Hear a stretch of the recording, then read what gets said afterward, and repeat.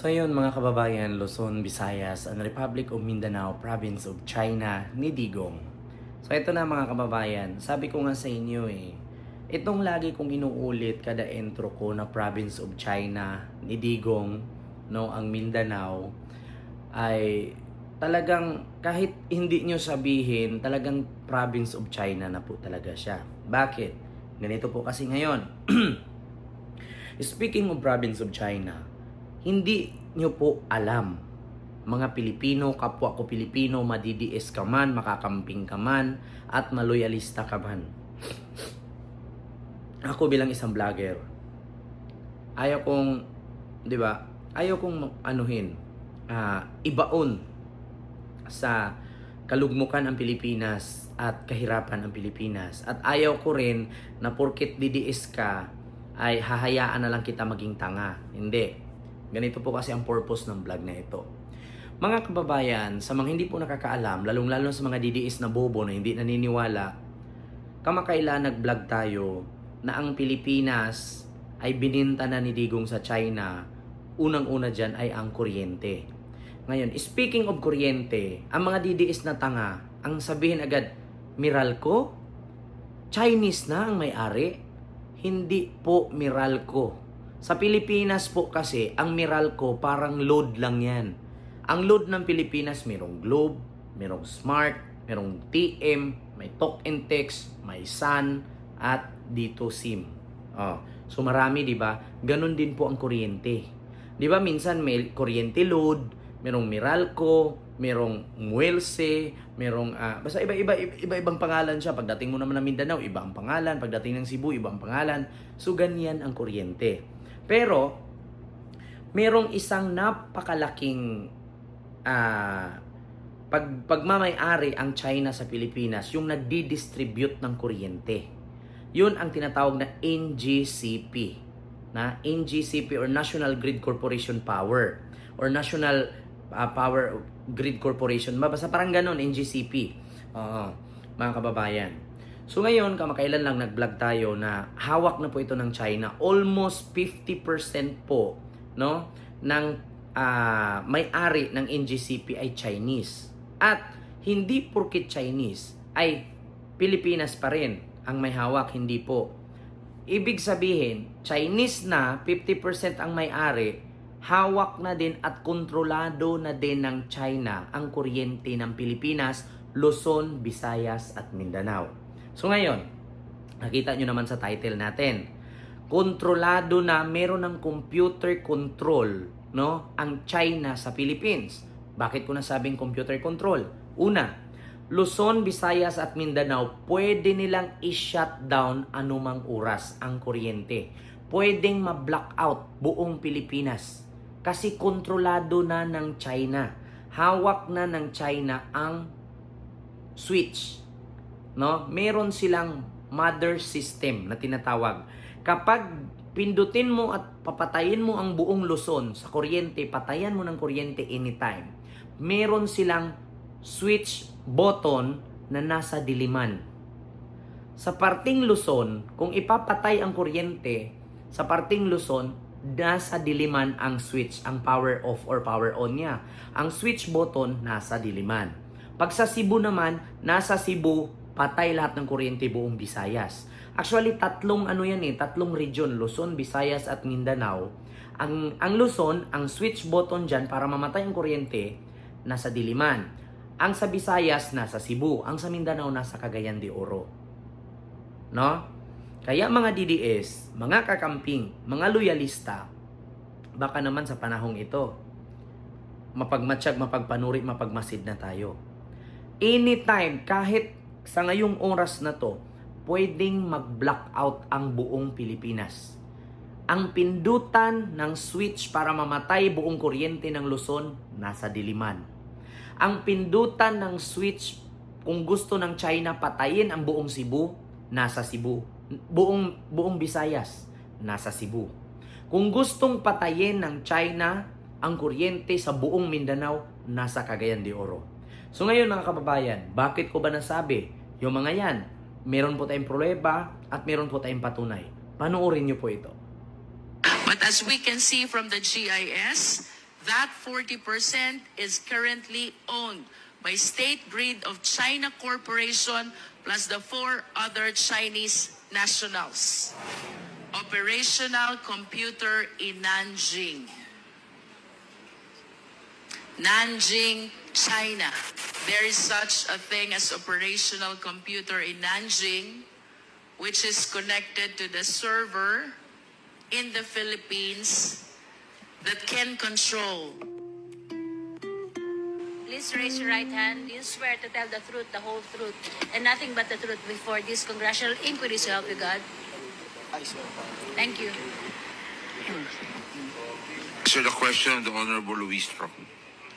Your Honor, if they're referring to the control system, our SCADA system, we have 3 control centers in the different regional grids. We have in Luzon, Visayas, and Mindanao. How many switchboard or control system do you have? 1 for each region, ma'am. So One for actually, each region. We have 3 control What centers. controls the switch or the control system per region? Meron ka pa bang main control that controls all the switch and the control system of all these regions? I believe yes. Yes, ma'am. We have the control center for each region, and then we have substations for the equipment level control. For the system level control, we use the control centers using our SCADA system. Where is the system control? From the control center, ma'am. Where is the control center? For Luzon, we have here in Diliman. For Visayas, in Banilad. And in Mindanao, in Cagayan de Oro. These control systems, which you mentioned, they have the capacity to cause the blackout of electricity. Am I correct? Not to cause a blackout, but to control our transmission assets. and If I want to substations. turn off the electricity, I just need to switch off the control system. Am I correct? 1 by 1 per equipment. You One can do by that. one. Yes, ma'am. We can control it remotely. So, kanina you mentioned about the main control. How many main controls do you have? We have a control center monitoring and controlling different equipment of the grid. How many main controls do you have? So we have a system, pag control po ma'am, not necessarily, as I get from your question, isang button, wala po siyang ganon. So kasi different parts po ng grid, different assets, different control. So if you want to operate a certain circuit breaker, kailangan mong operate that specific breaker. But at The least specific if, feeder, yeah.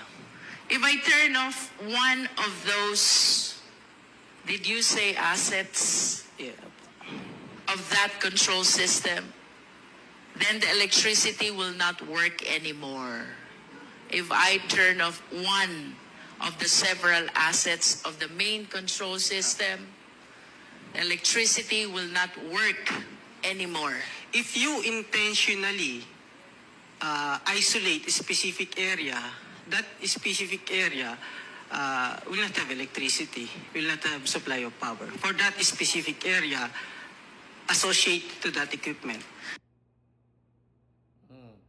Rinig nyo mga kababayan, meron silang control power. So kung gustuhin daw na ang buong Luzon patayan ng kuryente, isang pindot lang nila ang buong Luzon patay. Ngayon kung gusto niyo buong Visayas, pipindutin lang din isang pindot, lahat daw yun patay. Ang Mindanao ganun din, isang pindot lang patay. Pero hindi siya kontrolado buong Pilipinas. Luzon, Visayas at Mindanao may kanya-kanyang kontrol. Kasi kumbaga parang Jollibee yan. Hindi lahat ng Jollibee isa lang nagkokontrol, yung iba kasi franchise. 'Di ba? So sa madaling salita, kontrolado na ng China.